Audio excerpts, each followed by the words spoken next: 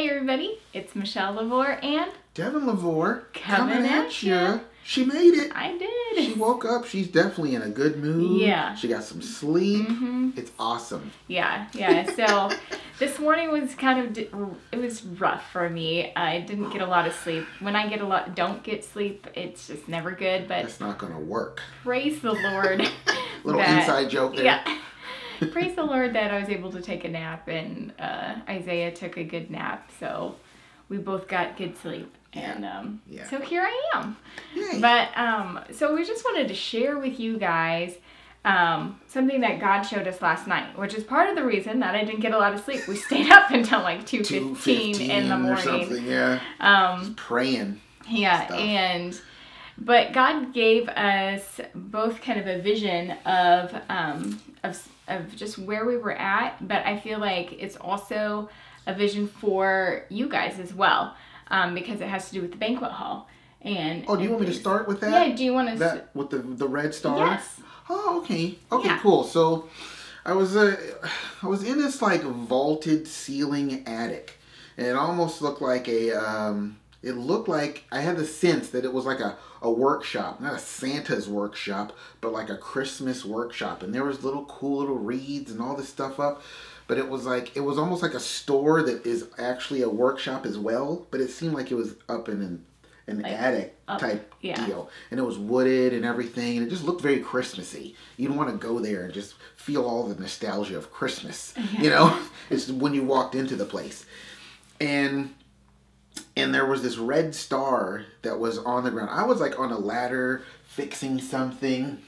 And then Jesus came in and saw this red star on the ground. It was a huge red star. And I knew it was a Christmas tree topper, right? But I, in the dream, like as I'm seeing the vision, I know that that's Jesus who's picking up the star. But the me that's in the vision, I didn't know. Yeah. I just thought he was just another guy. And I could tell Jesus was looking at this, and he was dressed like a normal guy, you know? Mm-hmm. He didn't have the white robe or anything like that. Finally! And so he picked up this red star, and he was like grieved. Mm-hmm. He was grieved, but at the same time, he was like in awe.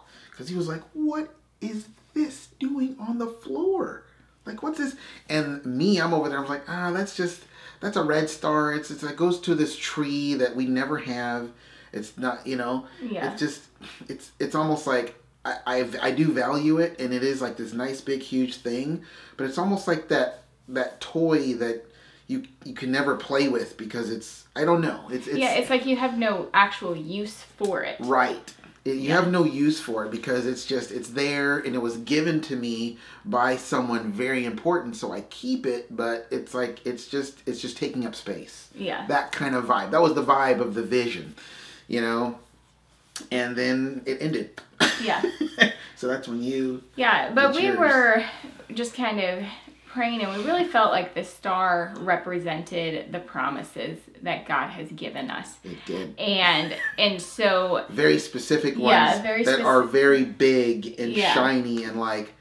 Yeah. When are you going to find a tree to put that big old tree topper on? Yeah. That's huge. And it's like, I really feel like there's so many of us, we have these really big promises from God.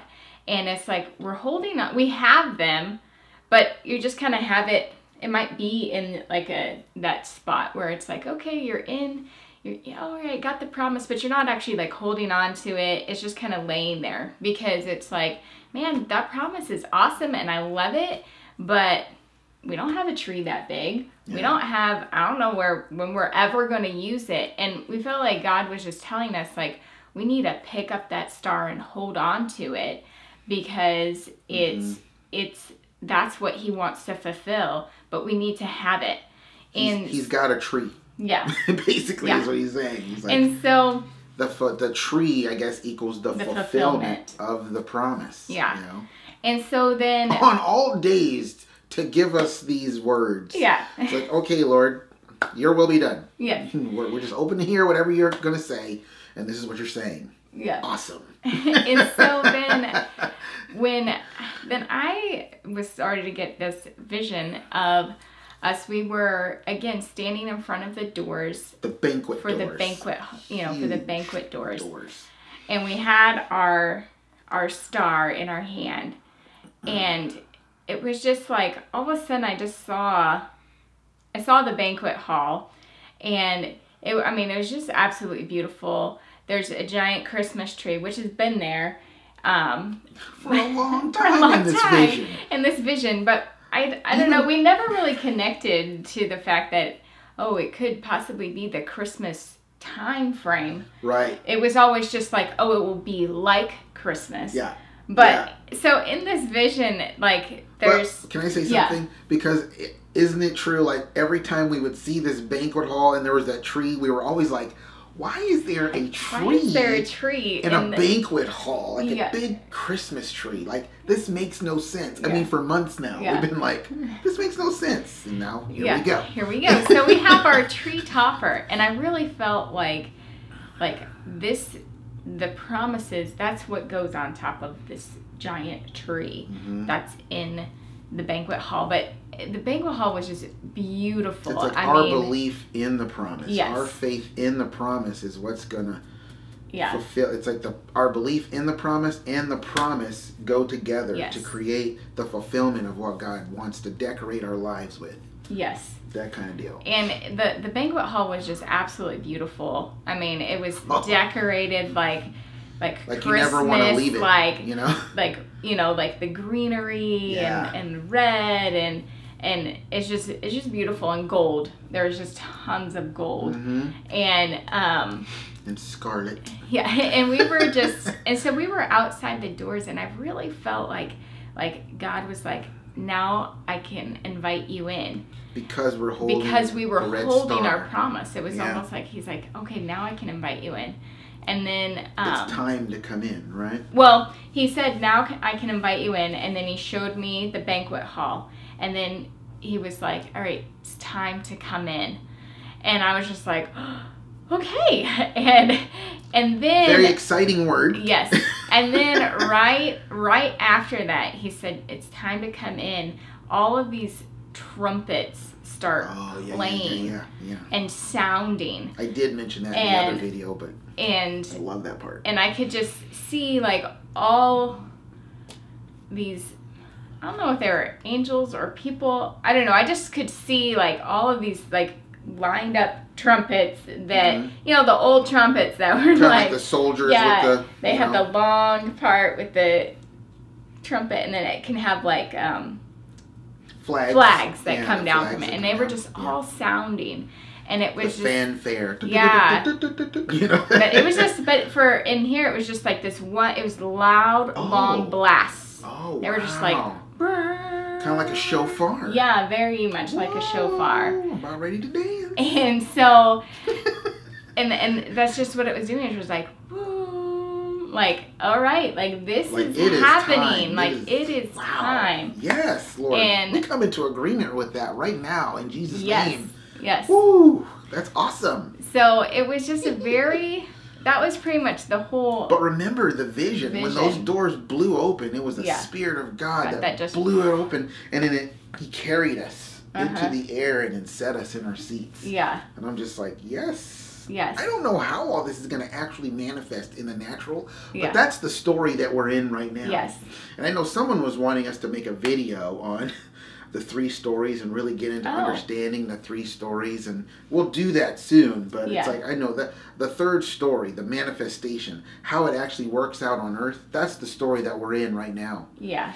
You know? Yeah. So it's just very exciting. And so I just want to declare over our lives and over your guys' life that it is time to come into the banquet. It is the trumpets are sounding, and these doors are going to open.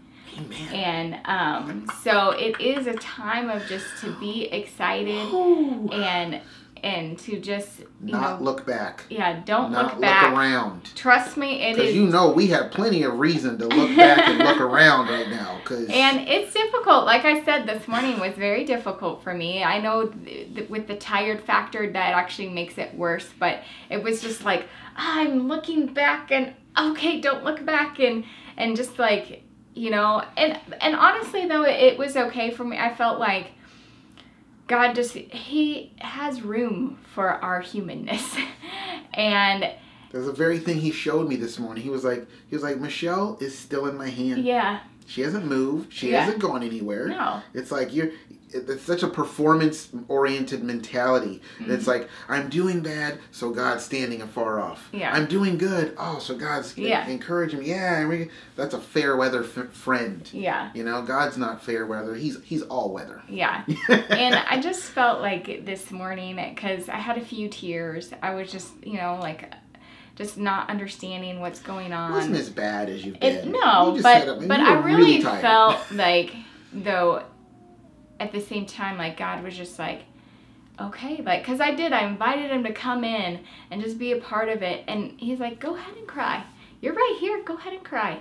Like, I know what's going on. He wants to know what's going on in our hearts, and it is totally okay to tell him what you're feeling, and you know, okay, Lord, I don't understand. I'm crying a little. And seriously, I felt so much better afterwards. Mm-hmm. It was just this, like... You had to have sadness, press some buttons in there. And God came in and was just like, okay, I can comfort you. And I think that's where, like, the Lana Vosser word of maybe last week sometime, when she was just talking about turning sadness into gladness. Yeah. And part of that was that she was just saying... Go ahead and express. Just pour it out. Pour it out. Get it out Express there. It to the Lord. It's not a lack of faith. It's not, and it's not a lack of faith. And that's really where I was this morning. I was like, I don't doubt what God is going to do. It's just that my heart was feeling it was that, like, expectations that I had weren't being met, and so it was just struggling. That part was. And then all the pressures, you and know, just the pressure, like, yeah. In the morning, it's tough because you wake up and you're not at your best. You're not at your most faithful. You're not at your most faith-filled and spirit-filled. And you know what I mean? You're just kind of like, ugh. Yeah. Where's my 5-hour energy? And I can't have those. For you, you can't have that. So you really struggle, you know? But it's just, I think just overall, like, and then I was able to get some sleep. But I just really feel like it's God, he is just there. He is with us all the time. Mm-hmm. And that was actually something, you know, just kind of a side note with our circumstances. I just really felt this morning God reminded me of the scriptures of just like, God is the one who is in control. And he reminded me of when Jesus was standing before Pilate. And Pilate was like, don't you know that I have the power to set you free or send you to death? Basically. And Jesus was like, the only power you have was given to you by God. And it's like, we can be facing circumstances, but I truly believe God is just like, I am the one that's in control here. I'm the judge. I am the one that is going to send you out or keep you in. And I'm the one that is here. And so it's like, you don't need to be afraid. There's like no fear of man, no fear of what others can do to you, because they really can't do anything. It has to be God that gives them any authority in our life. God's like, they're not going to touch you if I don't want them to touch you. Yeah. Trust this. Yeah. And so don't believe, like believe me. Believe my report. Look at me. Stay focused on me. You know? Yeah. And so that's just what I really felt this morning that God was showing me. And it was like, okay, yes, Lord, that is who you are. You are in control of every detail of our life. And you are in control of what happens, what doesn't happen. Was this pre-weep or post-weep? That was actually pre-weep. That's what I thought. But like, now when is the promise coming? I believe you. Thank you for that word. Now come on. Yeah. What's going on? Basically. It's so true. So real. That's so real. You know, just like, you know, you hear that term, keeping it real, but it's like, we don't really know how else to be. Yeah. We're not going to try to be Mr. and Mrs. Minister or anything like that. That's just not what our channel's about anyway.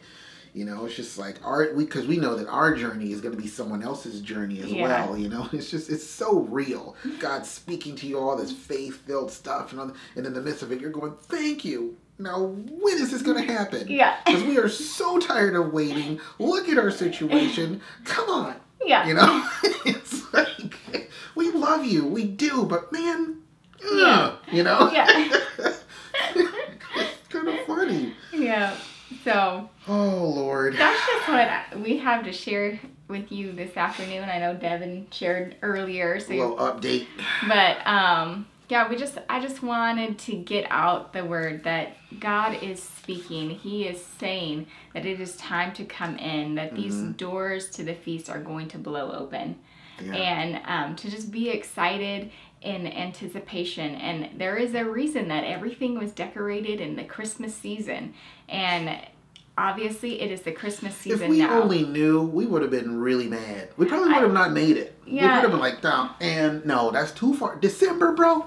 Yeah, when it's like August and you're like, really? Or it's like July or June when I first got that vision. I don't even remember when I first got it. Well, and then it was like, oh, maybe it's Christmas in July. And then it's like, okay, I think that is when it was, because I said that. I said, ooh, Christmas in July, because there was some sort of Christmassy thing going on there in the vision or the spirit or whatever. And you know how awesome we are with the timing. We get it right every time. That's called a joke. Not at all.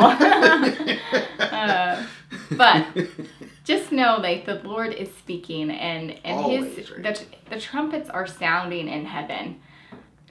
And when the trumpets sound, things happen. Yeah. And so just be encouraged. The King shows up. And be blessed. And yeah, that's all we have for you. So until next time, guys, we'll see you later. And thank you so much, guys, for your prayers and your support, like I said in the last video. But I think it bears worth repeating. Yes. It bears worth repeating. You know what I'm saying. So, bye, guys. See ya.